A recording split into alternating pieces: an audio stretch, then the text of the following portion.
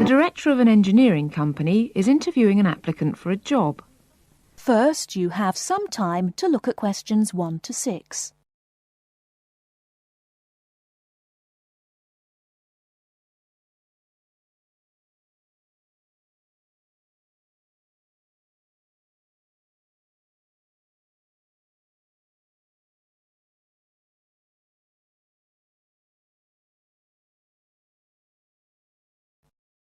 Now we shall begin. You should answer the questions as you listen, because you will not hear the recording a second time. Listen carefully and answer questions 1 to 6. Good morning. It's Mr. Robinson, isn't it? Have a seat. Stephen Robinson. Yes. Is that S-T-E-V-E-N or P-H? It's V. OK. I've got your letter of application, but I need a few more details for the file. Now, you're from Manchester. What exactly is the address? Yes, it's Dynevor Gardens, that's D-Y-N-E-V-O-R, Prestwich. Thanks. And telephone? Well, it isn't mine, it's the landlord's, but I can be contacted. It's 483-250. Uh-huh. The landlord lives in, does he?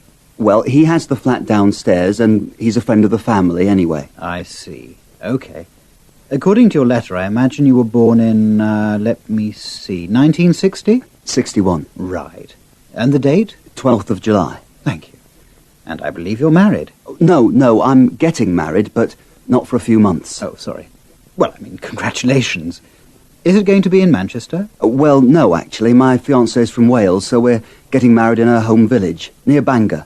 Oh, how nice.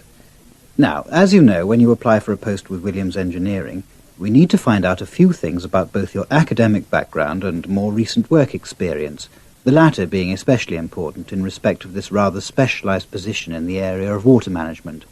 First of all, A-levels. Yes, I've got 3. Geography, maths and physics. Geography, maths and physics. OK. Before you hear the rest of the conversation, you have some time to look at questions 7 to 10.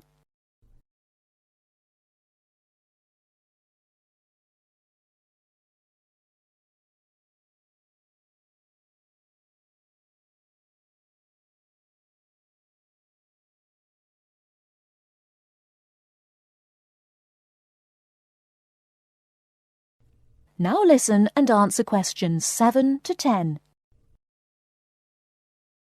And what about your degree? I went to Sheffield University and got an engineering degree, with water management as my specialisation. Uh-huh. And as for work experience, I started out after graduating in 1986 in China, working for the Chinese government. Did you work as a volunteer? No, I did get a nominal salary. It was a 2-year irrigation project. That sounds fascinating. How did you organise that? You say it wasn't a British company, then? No. My university had links with a Chinese engineering university, so it was organised at that level. And after that? Then I came back, moved to Manchester, and have been working with Latimer Engineering since then. And what exactly are you doing for Latimer? Oh, I'm working in irrigation again, this time as a project research assistant. Great. I've got your details. Now let's move on to a more general discussion about what we're looking for.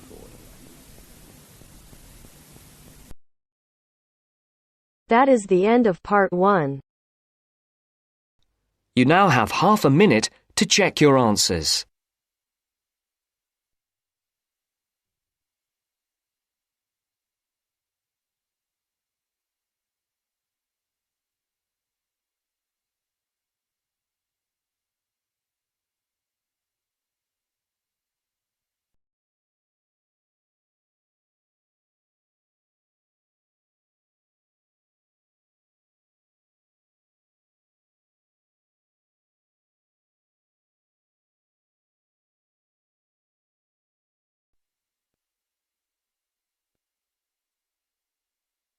Now turns to part 2. Part 2. First, you have some time to look at questions 11 to 17.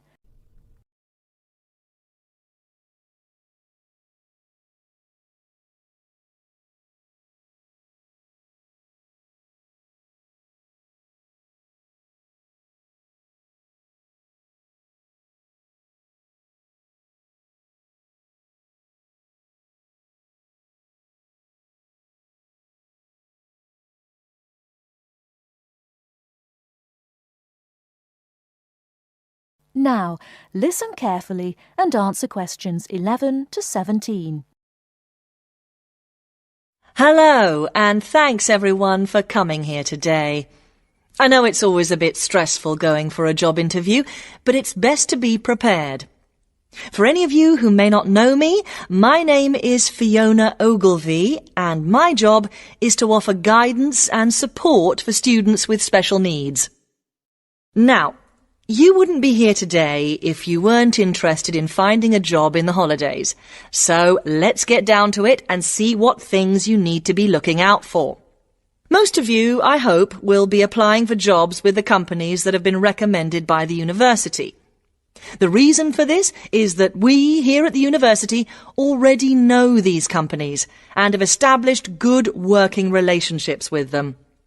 I've also been to visit all of them and checked out the facilities they have to offer. You really need to make informed choices when you're looking for a job and make sure you know before you even get to the interview stage that your needs will be met. But I know that some of you are applying for jobs independently and have looked at companies outside the university recommended list. So for you, it's best to plan ahead and be aware of what it is you may need while you're working. Things that you need to check when you go for an interview are there enough toilet facilities and are these easily accessible? Also, you want to check that all the public areas inside the building are barrier-free, so you can get direct access to these public spaces whenever you need to. And ask about ramps into the building, so you know how many there are and where they are located. These kinds of things are so much more difficult to sort out when you've started work, as they take time. But ramps are an absolute must, so please make sure you know where they are. Another thing you must make sure of is that the lifts have the correct lowered control panels. Ask if all the lifts have this facility or if it's only certain ones. Now, something I think that is often overlooked is working hours. What you want to make sure of is that you get flexi time. This basically means that your working hours are flexible and you can clock on and clock off in times that suit you. Within reason, of course. Most companies do recognise that it takes much longer for someone in a wheelchair to get on and off buses and trains. Public transport can take that much longer, so you need to be organised and prepared. And for those of you lucky enough to own a car, check how many disability parking spaces are available. Remember that it's your right to have a disabled parking space. These also need to be near enough to a wheelchair accessible entrance or ramp. OK, are there any questions before we move on? Before you hear the rest of the talk, you have some time to look at questions 18 to 20.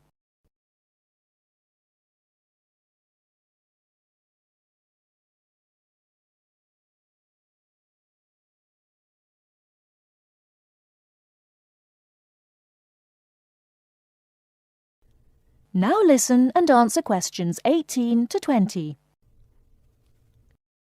Right, let's move on then. Now I want to talk you through the series of visits to companies which we've got planned for next week. On Monday morning, we will be visiting the Lowland Hotel. They have various summer jobs available, working as a receptionist or conference organiser in their busy conference centre, organising and setting up conferences. You need to be prepared for working in an office environment and spending quite a bit of time talking on the telephone. The bus leaves for the hotel at 9 a.m, so make sure you leave yourself plenty of time to get there. When you arrive at the hotel, please gather in the reception area and wait for someone to take you to your first session, which will be a talk. The talk at the hotel will begin at 10 a.m, and then there will be a short tour of the hotel. There will be a light lunch provided, which is usually salads and sandwiches. The next place we'll be visiting will be on Tuesday afternoon. We'll be going to visit a little local company that makes handmade paper and cards. For those of you studying art, this may be just what you're looking for. We'll be taken on a tour of the company which lasts 3 hours. The tour will start at 3:30 p.m. and after that you'll have a chance to meet some of the staff. Tea and coffee will also be provided. We have no trips planned for Wednesday, but on Thursday morning we'll be going to Tobago Travel Agency. This is a very popular choice amongst our students because you can get student discounts on holidays. We've booked a coach for this and it'll leave from outside the refectory at 8 a.m. You'll need to bring a packed lunch for this, so please don't forget. There is a little canteen where you can buy hot and cold food, but this is closed on Thursdays. Friday, we'll be having representatives from all the companies visiting us, so you will have a chance to ask any questions, and of course, put your name down on the list if you're interested in working for them over the summer. This event will take place in the main hall next to the library, and it'll run from 10:30 until 4. I really hope you make the most of this excellent opportunity to not only earn yourself some extra money, but also to gain experience of what it's like to work. And if you'd like to find out more, then please ask some of the students who worked last year. They're all wearing green badges and will be happy to speak to you afterwards. That is the end of part 2. You now have half a minute to check your answers.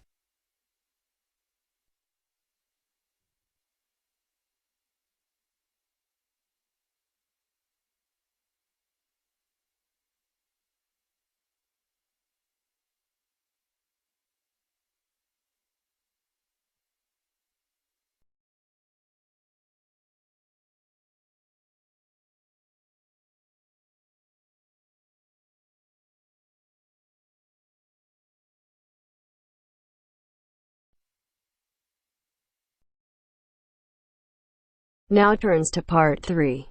Part 3.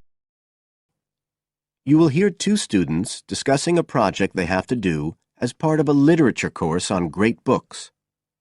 First, you have some time to look at questions 21 to 25.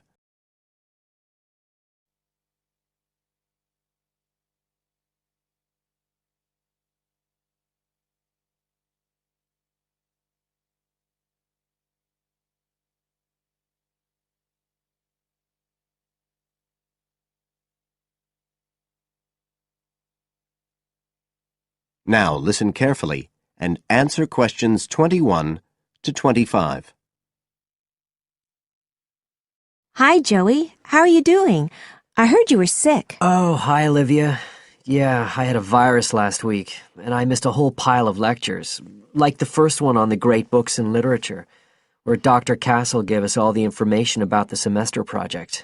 I can give you copies of the handouts. I've got them right here. That's okay. I already collected the handouts, but I'm not very clear about all the details. I know we each have to choose an individual author. I think I'm going to do Carlos Castaneda. I'm really interested in South American literature. Have you checked he's on the list that Dr. Castle gave us? We can't just choose anyone. Yeah, I checked. It's okay. Who did you choose? Well, I was thinking of choosing Ernest Hemingway, but then I thought, no, I'll do a British author, not an American one. So I chose Emily Bronte. Okay. And first of all, it says we have to read a biography of our author. I guess it's okay if we just look up information about him on the internet? No, it's got to be a full-length book. I think the minimum length's 250 pages. There's a list of biographies. Didn't you get that? Oh, right. I didn't realize we had to stick with that. So, what do we have to do when we've read the biography? Well, then we have to choose one work by the writer. Again, it's got to be something quite long. We can't just read a short story. But I guess a collection of short stories would be okay? Yes, or even a collection of poems, they said. But I think most people are doing novels. I'm going to do Wuthering Heights. I've read it before, but I really want to read it again now I've found out more about the writer. And then the video. We have to make a short video about our author and about the book. How long has it got to be? A minute. What? Like 60 seconds? We gotta give all the important information about their life and the book we choose? Well, you can't do everything. I wrote it down somewhere. Yes, Dr. Castle said we had to find or write a short passage that helps to explain the author's passion for writing, why they're a writer. So we can back this up with reference to important events in the writer's life, if they're relevant. But it's up to us, really. The video's meant to portray the essence of the writer's life and the piece of writing we choose. So when we read the biography, we have to think about what kind of person our writer is. Yes, and the historical context and so on. So for my writer, Emily Bronte, the biography gave a really strong impression of the place where she lived and the countryside around. Right. I'm beginning to get the idea. Before you hear the rest of the talk, you have some time to look at questions 26 to 30.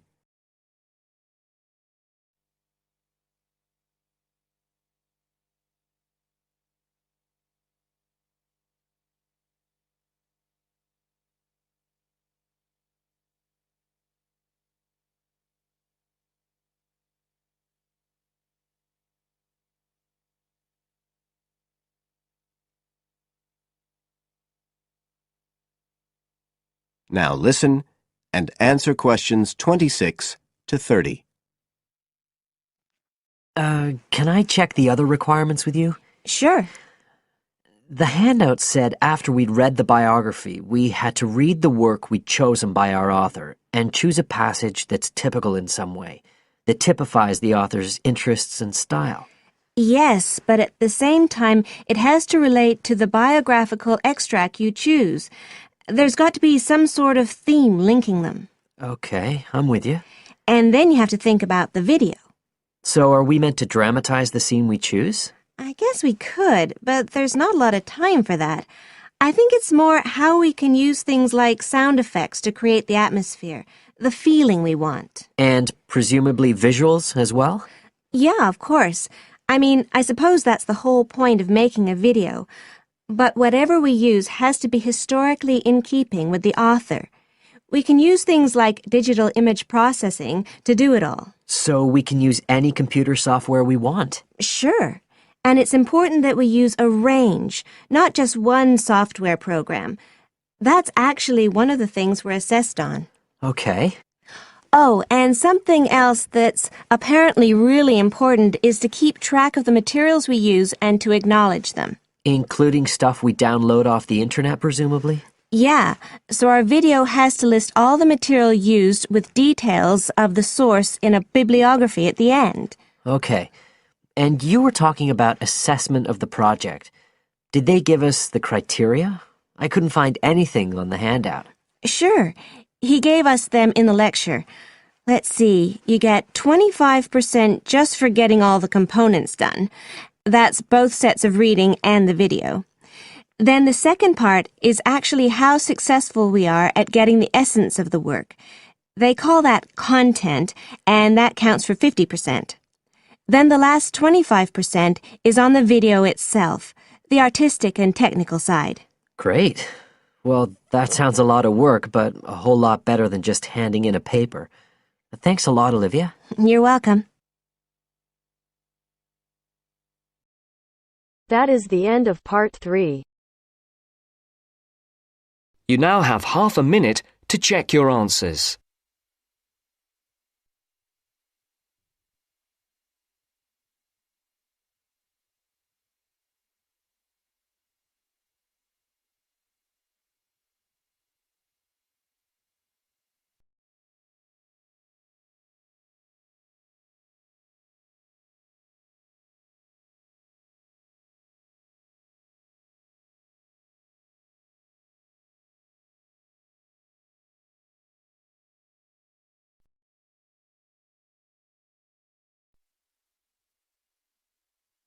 Now turns to part 4. Part 4. Now turns to part 4. Part 4. Well, it's the beginning of the digital age. And technology is all set to completely revolutionise the way we watch TV, videos and DVDs and play computer games at home. First, you have some time to look at questions 31 to 40.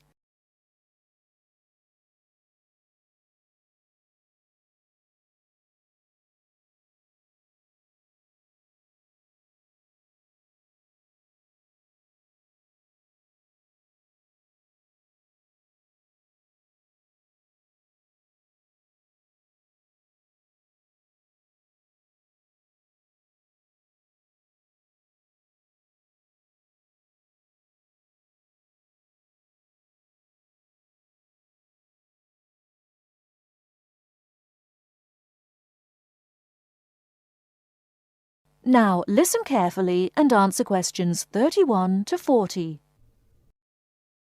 Well, it's the beginning of the digital age, and technology is all set to completely revolutionise the way we watch TV, videos and DVDs and play computer games at home. Here to tell us more about how we will be spending our leisure time at home in future is Anna Zabel. Hello. Yes. There will be huge changes in the way we use television, radio and new media in future. By this I mean we will be able to do what we want, where we want and when we want. The result is that our homes will increasingly become home theatres, and all our entertainment at home will be available at the touch of a button. Now, most home entertainment these days is delivered over wires, but this is changing thanks to high-speed broadband. Downloading will become easier, and studios will eventually release movies, songs and video games directly to the consumer. So, for example, instead of a film opening on the big screen and eventually appearing on television, video and the internet, it can appear in all formats at once. This means that we will have more choice and control over the media we use. So, how will we use this media in our homes in future? There will be big changes in how we watch video and television. Several research groups and companies are trying to add depth to TV and other video displays in the form of a third dimension. So television and video screens will have depth. What do you mean by depth exactly? Do you mean 3D, like a hologram? That's right. When we say that a hologram has 3 dimensions, it means that we can see not only up and down and left and right, but forwards and backwards too. When we talk about dimensions, we call forwards and backwards depth. So when we say that a hologram has 3 dimensions, it means we can see up and down and left and right, just like a picture or photo. But we can also look into the hologram because the image it contains has depth. So instead of watching films on a flat screen, we will be watching them in 3D? Absolutely. Well, as we live in a 3D world, we shouldn't really be watching television and films in 2D, and the technology to make this happen is already there. 3D screens are being developed which can be placed throughout the house, even in busy areas of our homes, like doorways and halls. Now, these screens appear to float in air. So in the future, 3D holographic images will be sent into our homes, and we will be able to experience the action as if it is taking place right in front of our eyes. So, the action won't just look real, it will be real. Incredible! How does this technology work? Well, to get true 3D, each of your eyes has to see a slightly different image. 3D screens interweave multiple images in vertical stripes using special coatings and filters built into the screen. This means that each eye sees a different set of stripes. These screens are called lenticular screens. Now, these screens are easy to produce, and some laptop PCs and cell phones already have them. However, lenticular screens do have one disadvantage. The strain on the eyes and brain of putting together a 3D image from two flat ones can result in headaches and dizziness. But a few companies have developed a hologram 3D display which does not cause these problems. Instead of building images, then leaving them to the brain to put together, holograms create a whole image that reaches the eye exactly the way light from a real object does. You can even walk part of the way round a holographic image to see side and back views, just as you would do if the object was right in front of you. Twin holograms will let a couple watch two different programs on the same screen, even if they sit next to each other on the living room sofa. So no more arguing about which program to watch. That's right. Patio screens are being developed too. Patio screens? What are they exactly? Well, a patio screen is a big inflatable screen, which means you can take it outside your home and watch a film in your garden. Some patio screens are even equipped with DVD players, and some new ones may even have a wireless connection. Amazing developments there. Well, join us after the break when we will be talking. That is the end of part 4.